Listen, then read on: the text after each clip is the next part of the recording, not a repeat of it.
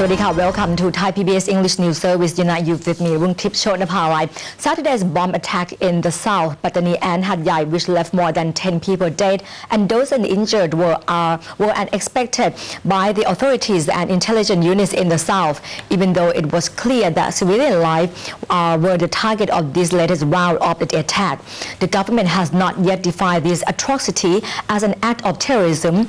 Meanwhile, authorities are still on the hunt for the two men who are the suspected bombers and were captured by closed-circuit cameras. This camera is located in the underground parking lot of the Lee Garden Hotel in the heart of Hatyai City. The two men, around 170 centimeters tall, wearing jeans, slipped a Honda Civic car into the B4 parking zone when security guards were not watching. The vehicle exploded 3 hours after the two went into the shopping area in Lee Garden Hotel in order to blend into the crowd. The two are now on top of the police's most wanted list. Following the bombings in Hatyai, which killed 3 and injured dozens more, the Kim Yong market was quieter than normal.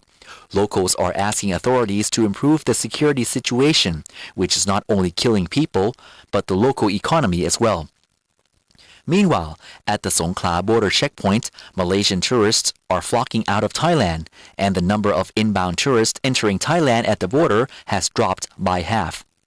On the other hand, the bombers who bombed Pattani's Matla district on Saturday are now under arrest.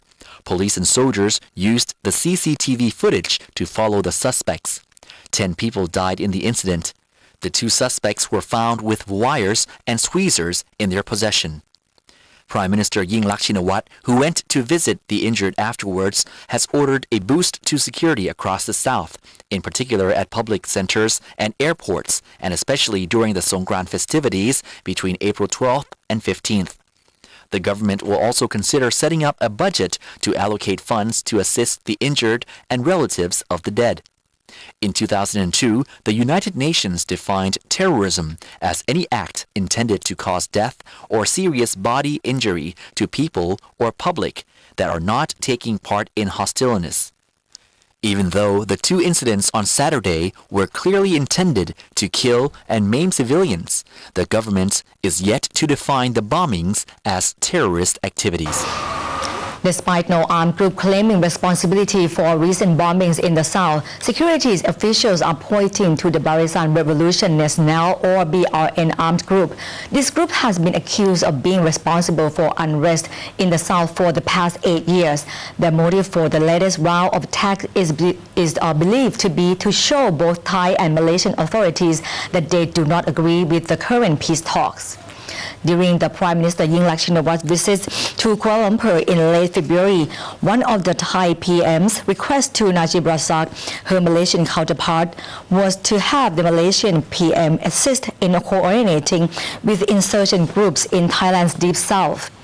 Sobator, or the Southern Border Provinces Administration Center, was assigned by Yingluck to coordinate with the Malaysian police, an act which amazed the army commander and many other high-ranking security officials, since the National Security Council and the army have been assigned to do this very job with the Malaysian authorities for the past 4 years. Following the PM official visit to KL, Police Colonel Twi Sotsom, Secretary General of the Southern Border Provinces Administration Center, flew to Malaysia for an official talks with Samsu Ding Khan, a former leader of PULO or Pattani United Liberalization Organization, who have been striving for decades for an independent state. However, the current PULO leader, Kasuri Makota, is reportedly not in agreement with his former leader. It is seen as doubtful that political talks with the former PULO members are the way forward towards a peaceful South. However, BRN is another armed group seeking autonomy, totally independent from PULO. BRN is suspected of being behind the Hatyai blast in an effort to show they do not agree with the peace negotiations with Thai officials. High-ranking officials suggest that the BRN could have wanted to bomb Thailand on March the 13th to celebrate the group's establishment. However, since Thai authorities were on full alert on the 13th, they picked the date 31st instead. Saturday car bombings in Hatyai have greatly shaken the city's tourism authority, while officials are urging the need to heighten local security. Economic loss from the catastrophe is projected to exceed 1 billion baht. Here's more. Following Saturday car bombings in Hatyai, Mayor Prai Patano stated that there are currently no estimations of the resulting economic loss. Despite the tragedy, the mayor insisted that the local Midnight Songkran Festival will proceed as planned, and alms will be offered to monks this Thursday as a way to give blessings to the casualties. Somchat Pimthanapunporn, president of the Songkhla Tourism Business Council, however, indicated that the blast may end up costing the country as much as 1 billion baht, while Surathai Jitpakdi Badin, president of the Songkhla Chamber of Commerce, commented that the car bombings have taken a toll on tourist confidence, projecting that nearly half of foreign visitors are leaving the city following the weekend outrage. With tourism playing a vital economic role in Songkhla province, representing around 15 to 20% of the province's economy, Surachai emphasized the importance of regaining tourist confidence through insurance coverage. Security also needs to be tightened by identifying safety zones, deploying more police and military personnel and police dogs during the upcoming Songkran break. Members of the Provincial Chamber of Commerce will meet tomorrow to discuss appropriate measures in greater detail. Hatyai, the largest city in Songkhla, is an economic hub of the southern region. At least 180,000 tourists visit the province each month, and it is estimated that the tourism industry will contribute as much as 1 billion baht to Songkhla over the 4 to 5 day Songkran break alone. Thousands of Burmese celebrated the victory of the National League for the Democracy, or NLD, led by pro-democracy leader Aung San Suu Kyi, after unofficial results show that the NLD won 44 of a total 45 seats available in this weekend's by-elections for parliament. Meanwhile, Thai soldiers along the border are on high alert as Burmese workers cross back to work in Thailand, fearing that narcotics and stolen cars may be transferred across the border during the influx of Burmese voters turning to Thailand. The 4th Infantry Regiment Task Force in Tak Province has stepped up security along the border. Last week, Myanmar requested Thailand's assistance in preventing possible unrest during the by-election. Unofficial results show Aung San Suu Kyi's NLD party claimed victories in 44 of the 45 seats available.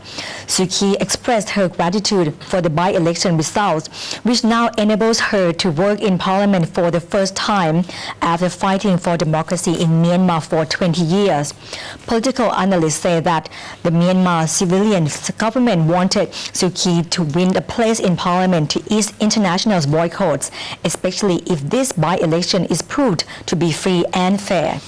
US and European countries hinted that if this election is proved free and fair, they might end the boycott of Myanmar, which have been in place for more than 2 decades. If the sanctions do come to an end, a large amount of money will flow into Myanmar as the plentiful natural resources attract foreign investors in addition to Myanmar's strategic location between China and India. Representatives from the European Union and Britain have also visited Myanmar to witness Myanmar's by-election at first hand. We want to try and continue to support and encourage this tremendous momentum for change in Myanmar, and that's what the European Union wants to do, and that's why we were here yesterday. Meanwhile, Japan has congratulated Myanmar on the peaceful by-elections and expressed hope that this election will lead Myanmar to full democracy, which Japan is always willing to support. Myanmar political transition has led to economic transformation, especially with the massive project of the wide deep seaport industrial area. Earlier, I spoke with the former director of the Asean Development Bank and former Minister of Tourism, who said that Thailand has to prepare to improve its productivity and labor quality. Here's more. So you think that the change in Myanmar will have anything to do with the change in Thailand? Oh yes, I think the country the most affected by changes in Myanmar will be Thailand. it will be, there is a positive element, there's a negative element. And the positive will be that there are many opportunities for investment for Thailand and for relocation. The negative will be that Thailand will have to adjust with the coming of a very large competitor. Myanmar and about ASEAN. Yes, the rising of Myanmar in economic term would probably draw a lot of Myanmarese migrant workers in Thailand to go back home and get some work done there. That's one part that the Thai will have to adjust. The second part is that there will be many new world players coming into these regions from far away, because Myanmar is going to be one of the biggest hub for energy from Middle East to go directly into China, and that means everybody would like to have a cut at least. And then it will come to the adjustment of the local Thai people, because when the pipe go through Thailand, what I learned is that there will be a fence around those two. So what else can the Thai local...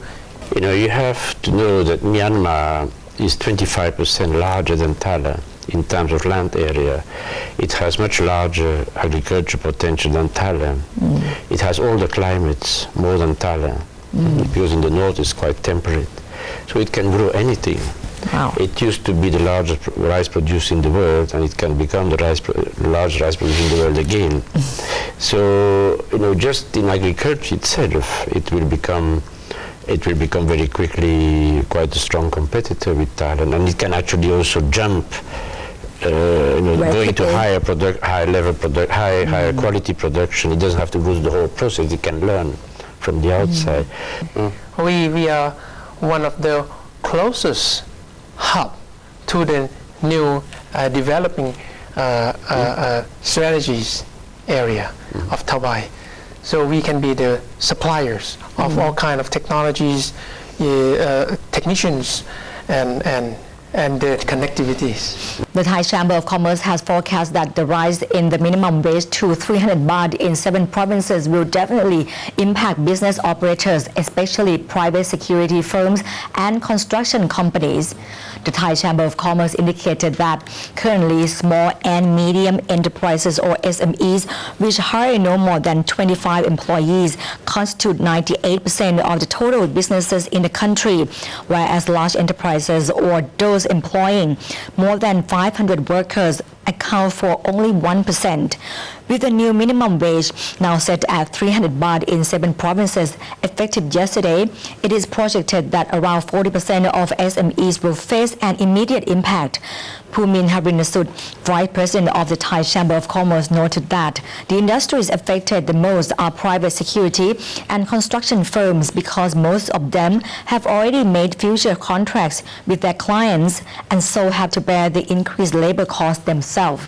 While the remaining 7 provinces will see a rise in the minimum wage to 300 baht on January 1st of next year, the Chamber insisted that the government should listen to the concerns of business operators and reconsider the policy if negative ramifications to the country as a whole are foreseen.